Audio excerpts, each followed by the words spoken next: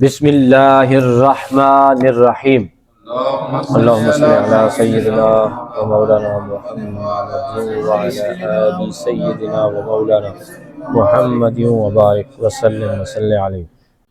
حاضرین محترم، سامعین اور ناظرین، دورہ تفسیر القرآن پارہ نمبر 19 رکوع نمبر 5 سورہ الشعراء آیات 6، 7، 8 اور 9۔ اللہ تعالی ہم سب کو قرآن حکیم کی تلاوت، تفسیر، فہم اور عمل کی توفیق عطا فرمائے۔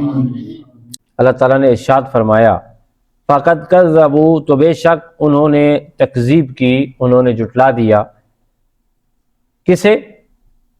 اب اللہ تعالیٰ فرماتے ہیں فَسَيَأْتِيهِمْ، جس سے جھٹلایا سو مل جائے گی انہیں، آ جائے گی ان کے پاس انباء، اطلاع، خبر، ما كانوا به يستهزئون، اس کی جس کے ساتھ وہ مذاق کیا کرتے تھے۔ وہ عذاب ہے، یعنی عذاب کے ساتھ وہ مذاق کرتے تھے کہ کدھر ہے عذاب، کدھر ہے قیامت۔ آپ کہہ رہے تھے کہ قیامت کے دن جو ہے انسان اللہ کے سامنے کھڑا ہوگا، جہنم ہوگی، کدھر ہے وہ؟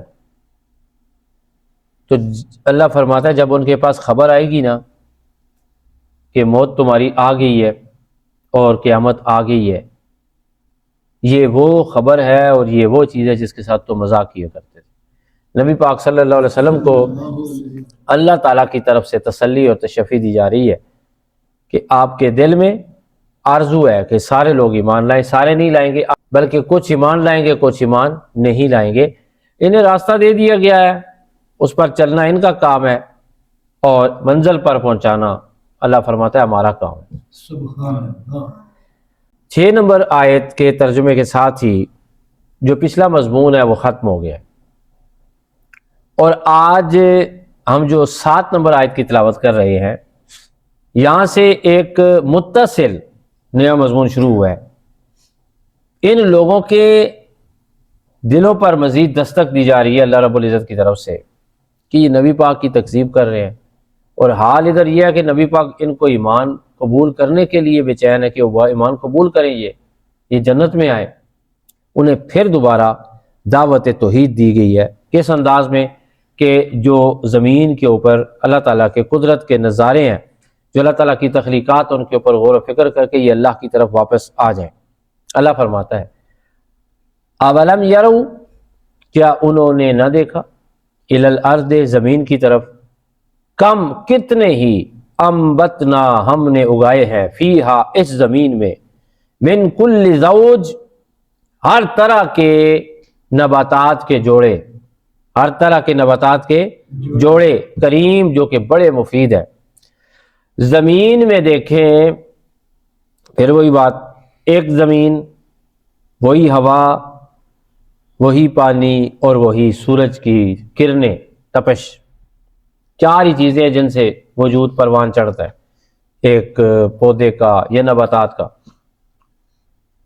اب اللہ فرماتے ہیں زمین کے اوپر غور کرو تو ہزاروں قسم کے نباتات ہیں، ان کے درختوں کی شکلیں بھی الگ الگ ہیں، ان کے پھل بھی الگ الگ ہیں، پھلوں کے ذائقے بھی الگ الگ ہیں، ان کے بیج بھی الگ ہیں، ان کے رنگ بھی الگ الگ ہیں۔ سبحان اللہ۔ یہ ساری کی ساری چیزیں انسان کو مجبور کرتی ہیں کہ وہ خالق کائنات پر ایمان لے آئے، خالق کائنات پر مان لے کہ یہ سارا کچھ کوئی انسان نہیں کر سکتا، وہ ہے ذات جو ساری کائنات کو چلانے والی ہے، وہ واحد ہے، وہ یکتا ہے، اور اس کی تخلیق بھی اعلیٰ ہے، وہ خود کتنا اعلیٰ ہے۔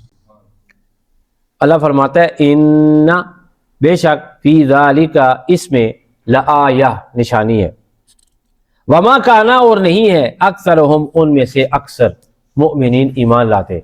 ایمان لانا ہو تو یہ لوگ یوں ہی زمین کے رنگ دیکھیں، آسمان کو بغیر کسی سہارے کے کھڑا دیکھیں، موسموں کا تغیر اور تبدل دیکھیں، پانی کے بہتے ہوئے ساز کو دیکھیں، ہواؤں کو چلتا ہوا دیکھیں، پرندوں کے نغموں کو دیکھیں، موسموں کے بدلتے کو دیکھیں، دن اور رات کے آنے جانے کو دیکھیں، انسان کی تخلیق کو دیکھ لیں، نباتات اور جمادات، زمین سے لے کے فلک تک ان کی جب نظر جاتی ہے تو ان کی عقل کام کرتی ہوتی تو انہی دلیلوں کو دیکھ کے یہ کہتے اشہد ان لا الہ الا اللہ وحدہ لا شریک لہ واشہد ان محمدا عبدہ ورسولہ، مگر کیا جی اکثر یہ ایمان نہیں لاتے، بد نصیب ہے۔